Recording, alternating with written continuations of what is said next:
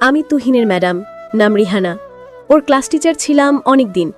ও শান্ত ছিলে বলে পরিচিত, সবসময় নীরব, তাকিয়ে থাকে, কিন্তু চোখে যেন লুকানো আগুন। আমি কখনো ওর চোখের দিকে বেশিক্ষণ তাকিয়ে থাকতে পারি না। মনে হয় কিছু বলে ফেলবে, অথবা আমি পড়ে যাব সেই নীরব গভীরতায়। গত সপ্তাহে ওর ফোন এলো। হঠাৎ বলল, ম্যাডাম, আমি খুব সমস্যায় আছি। আমার বাড়িওয়ালা বের করে দিয়েছে, আমার থাকার জায়গা নাই। আপনি কি একদিন সাহায্য করতে পারবেন?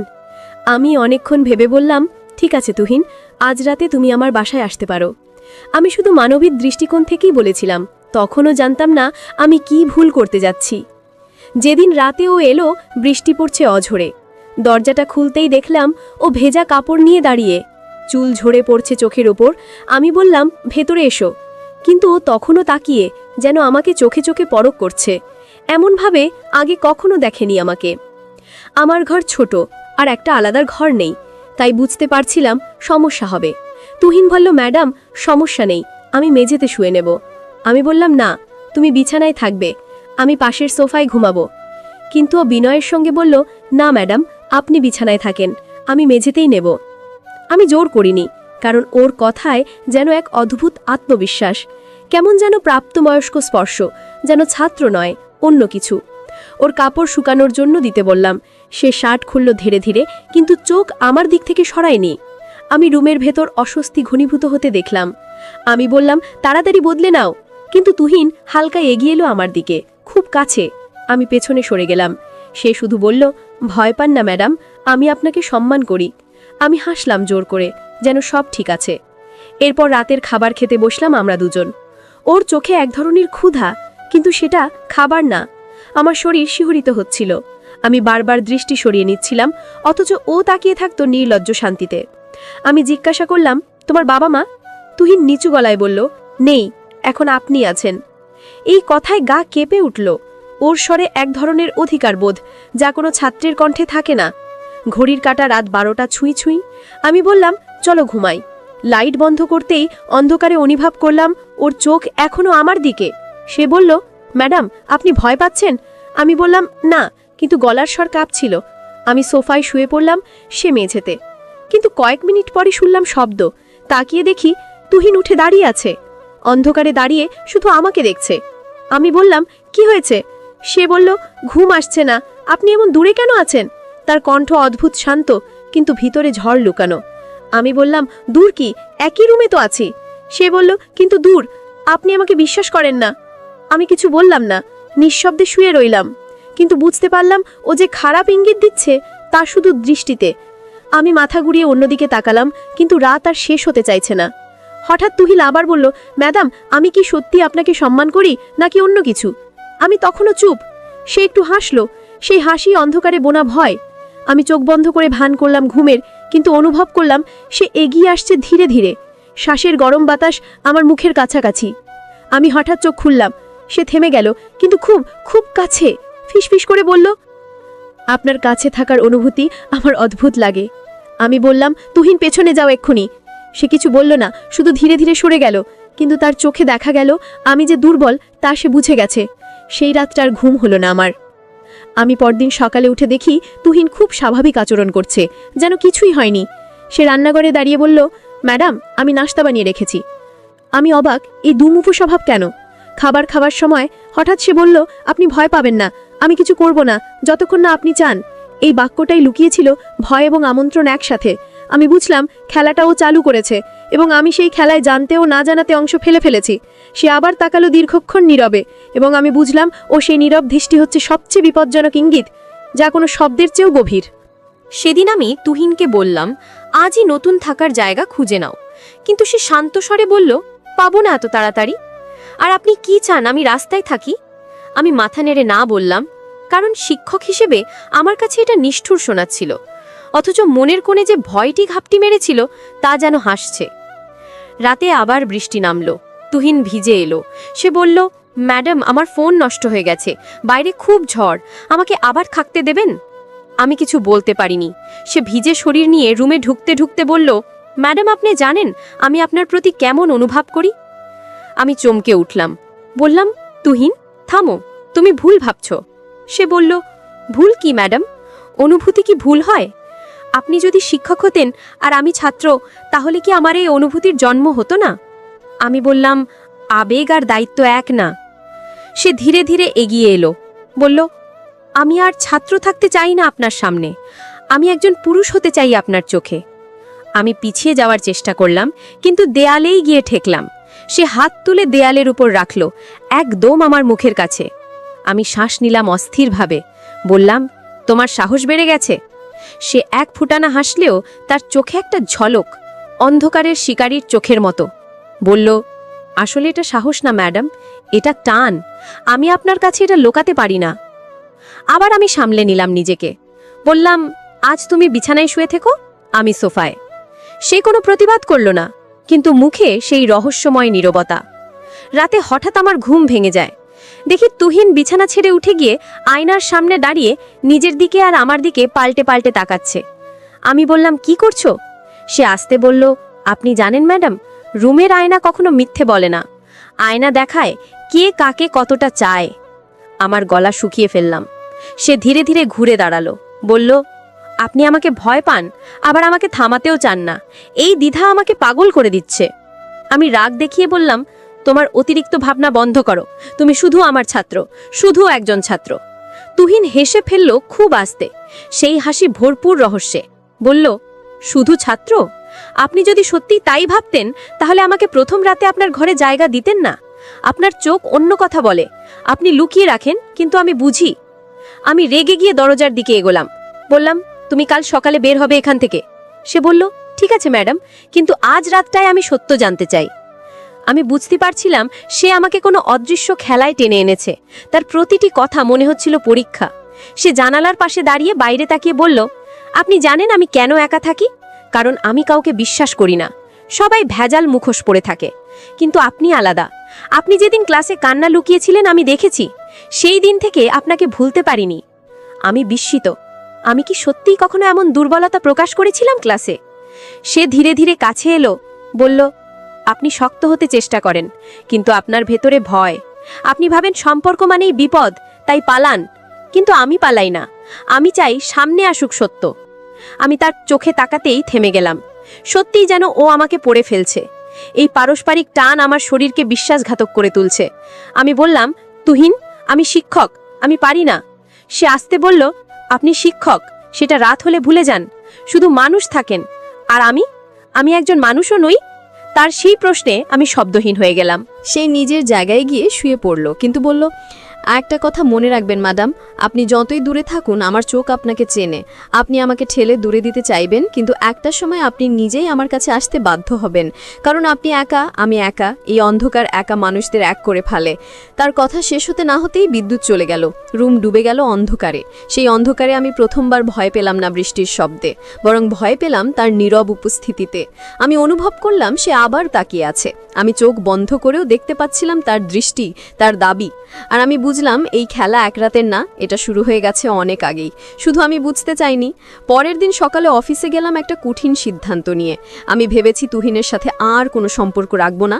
শিক্ষক হিসেবে দায়িত্ব এখানেই শেষ। আমি তাকে বলবো আজ রাতেই চলে যাবে। কিন্তু অফিসে গিয়ে দেখি আমার মন কিছুতেই স্থির হচ্ছে না। ক্লাস নেওয়ার সময় বারবার তুহিনের সেই দৃষ্টি, সেই কথাগুলো মাথায় বাজছে। ক্লাস শেষে আমি এক সহকর্মীকে বললাম, আজ রাতে আমার সাথে থাকো। সে ব্যাপারটা এড়িয়ে গেল, বলল কাল দেখা হবে। আমি আবার একা হয়ে গেলাম। বাসায় ফিরে দরজা খুলতেই দেখি তুহিন রান্না করছে। খুব স্বাভাবিক আচরণ, যেন কিছুই হয়নি। বলল, ম্যাডাম, আপনি ক্লান্ত দেখাচ্ছেন, আমি আপনাকে ডিনার সার্ভ করে দেই। আমি রাগ নিয়ে বললাম, তুহিন, আজ তুমি নতুন বাসা খুঁজে নেবে। সে থেমে গিয়ে খুব শান্ত গলায় বলল, আচ্ছা, কিন্তু আপনার ভয় পাচ্ছেন দেখে খারাপ লাগছে।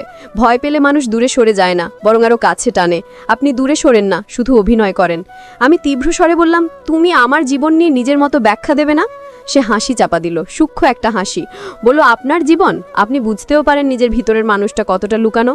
আপনি জানেন না, আমি বুঝি ম্যাম। আপনি অনুভূতি থেকে পালান, কারণ আবেগ আপনাকে হার মানিয়ে দেয়, আর আপনি হারতে ভয় পান। আমি মাথা ঘুরিয়ে অন্যদিকে তাকালাম। সে আবার বলল, আজ রাতে আমি আর কিছু বলবো না, আপনি শুধু সত্যটা ভাববেন। সত্যি আপনি আমাকে শুধু ছাত্র ভাবেন? যদি তাই হয় তাহলে এই রাতের পর আমায় থামিয়ে দেবেন, কিন্তু কিছু বলবেন না আমাকে। আমি নিজের মতোই চলে যাব। আমি নীরব, কিন্তু ভিতরে অস্থিরতা বাড়ছে। রাতে আমরা নীরবই খাবার খেলাম। তারপর লাইট বন্ধ হলো। ঘরের মধ্যে শুধু আমাদের নিঃশ্বাস। আমি ঘুমানোর ভান করছিলাম। হঠাৎ শুনলাম সে উঠে দাঁড়ালো, বিছানার পাশে আসলো, খুব কাছে দাঁড়িয়ে আছে, কিন্তু হাত বাড়ায়নি, যেন থেমে গেছে কোনো অদৃশ্য সীমারেখায়। আমি চোখ খোলার ভয় পাচ্ছিলাম। সে ধীরে ধীরে বলল, আপনি কি সত্যি চান আমি চলে যাই? যদি চান বলুন, আমি যাব, কিন্তু যদি খানিকটা হলেও চান আমি থাকি, তাহলে আজ কিছু বলবেন না। আমি শ্বাস আটকে ফেললাম। আমি বুঝলাম এটা পরীক্ষা। প্রত্যাখ্যান না হলে সে চলবে আরও এক ধাপ। কিন্তু আমি কথা বললাম না। নীরবতা আমার মুখ দখল করে নিল। তুহিন দাঁড়িয়ে রইল অন্ধকারে, তার চোখ যেন জ্বলছে। শেষে সে ধীরে ধীরে আবার গিয়ে শুয়ে পড়ল, কিন্তু শোয়ার আগে সেই ভয়ঙ্কর শান্ত কণ্ঠে বলল, আপনি কিছু বলেননি, মানে আপনি আমাকে থামাতে চাননি। আমি পাথর হয়ে শুয়ে রইলাম।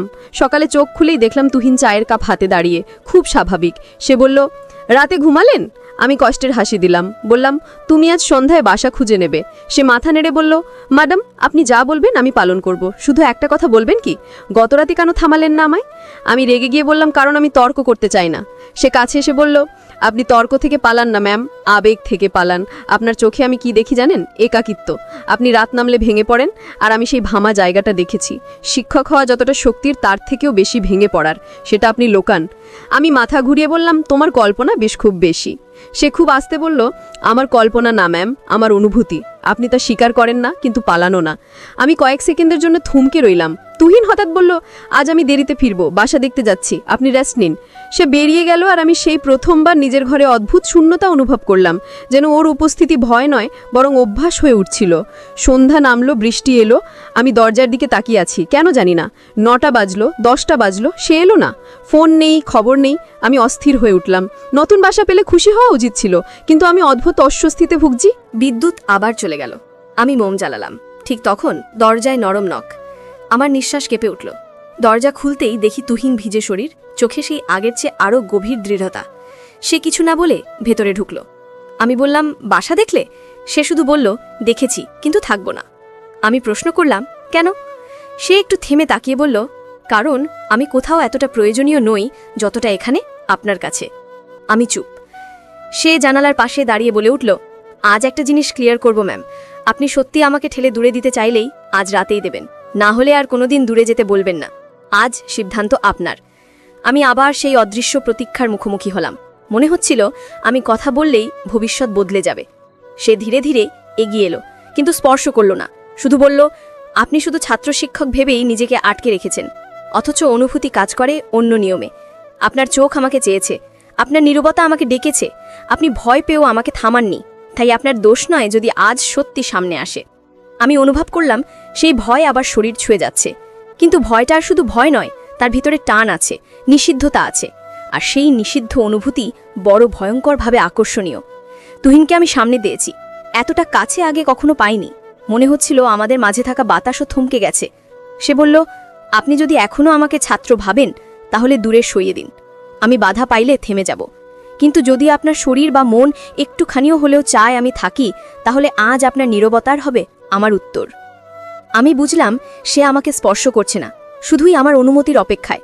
আমার বুকের ধুকপুকানি এত জোরে হচ্ছিল যেন অন্ধকারও তা শুনতে পাচ্ছে।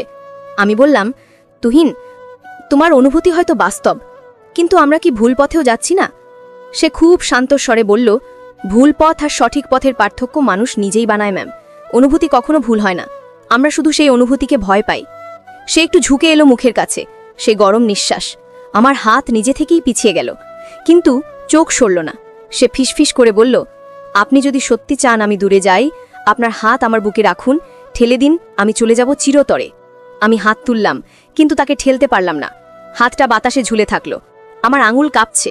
সে সেটা লক্ষ্য করল, বলল, দেখলেন ম্যাম, আপনি আমাকে ঠেলে দিতে পারলেন না, বরং থেমে গেলেন, ভয়ে সেই থেমে যাওয়ায়। আমি চোখ বন্ধ করলাম। আমি কি নিজেকে হারিয়ে ফেলছি, নাকি এটাই আমার সত্য?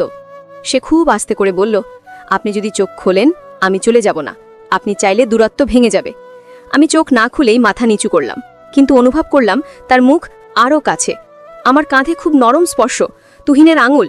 কিন্তু সে থেমে গেল, যেন আমার শরীরের অনুমতির শব্দ শোনার অপেক্ষায়।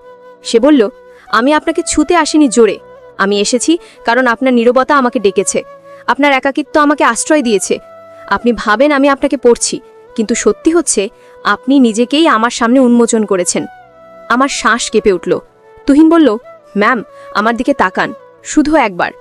আমি ধীরে ধীরে চোখ খুললাম। আমাদের মাঝে কিচ্ছু নেই। তার চোখে এক ধরনের সত্যতা। আমি বললাম, তুহিন প্লিজ। সে বলল, বলুন না, আপনি কি চান, পালাবেন নাকি থাকবেন? আমি এক পা পিছে আসবো কিনা খুঁজছিলাম, কিন্তু সেই পিছনটুকুতেই তার হাত বাতাসে আমার হাতের কাছে এসে থেমে গেল। স্পর্শ নয়, শুধু উপস্থিতি। সে বলল, আপনি অনুমতি না দিলে আমি আপনাকে ছুব না, কিন্তু আপনি এভাবে দাঁড়িয়ে থাকলে আমি বুঝবো আপনি চান আমি দূরে না যাই। আমি ভেঙে ফেললাম নীরবতা, কিন্তু শব্দ বের হলো খুব দুর্বল। ভয় লাগে। সে এক পা এগিয়ে বলল, ভয়টি যদি আমায় হারানোর হয় তাহলে ভয়কে পাশে বসিয়ে দিন ম্যাম। আমি আরেক পা পেছালাম, আর সে বলল, পালিয়ে লাভ নেই। আপনি যতই দূরে যান আমি আপনার শ্বাসে থেকে যাব। আপনি প্রাপ্তবয়স্ক, আমিও। আমরা দুজনেই জানি এই টানটা শুধু আকর্ষণ নয়, এটা শিকার আমাদের নীরব আকর্ষণের। হঠাৎ বিদ্যুৎ আবার চলে গেল। অন্ধকার আরও ঘন। সে আমার খুব কাছে দাঁড়িয়ে। আমরা দুজনেই অনুভব করলাম এই মুহূর্তটা আর পিছনে ফেরার না। সে বলল, যদি এখন আমি চলে যাই, আপনি কি থামাবেন আমাকে? আমি কিছু বলতে পারছিলাম না। ভয় আর টান একসাথে আমাকে আটকে রেখেছে। আমি বললাম, তুমি চলে যেও না। কথাটা মুখ থেকে বের হতেই তুহিনের চোখে সেই গভীর আলো জ্বলে উঠল। সে বলল, আপনি চাইলেন তাই আমি থাকলাম, কিন্তু আমি কথা রাখছি, অনুমতি ছাড়া এক পাও বাড়াবো না। শুধু আপনার পাশে থাকব। এতটাই আছে যে আপনার ভয় আমার কাঁধে এসে ঠেকে, কিন্তু আপনার সীমাকে আমি ভাঙব না। আমার চোখে পানি চলে এলো, কেন জানি না। হয়তো এমন কেউ প্রথম আমাকে প্রশ্ন করেছে আমি আসলে কি চাই। সে আমার মুখের খুব কাছে এসে থেমে গেল। বলল, আপনি চাইলে আমি আরও কাছে আসতো, আপনি চাইলে এখানেই থাকব। সব সিদ্ধান্ত আজ আপনার। আমি ধীরে কিন্তু নিশ্চিতভাবে মাথা নিচু করে বললাম, থাকো। খুব আস্তে কিন্তু যথেষ্ট স্পষ্ট। সে গভীর শ্বাস নিল, নিশ্চিন্তে, আর আমার হাতে চাপ না দিয়ে শুধু পেছনে গিয়ে বসল। সেই দূরত্বটুকু যা প্রয়োজন, কিন্তু এতটাই কাছে যে তার উপস্থিতি আমার শরীরের ভেতর প্রতিধ্বনি তুলছে। আমি বুঝলাম আজ আমরা দুজনেই সত্যের সামনে দাঁড়িয়েছি, আর সেই সত্য বলে দিয়েছে আমাদের মাঝে দূরত্ব আর আগের মতো নেই।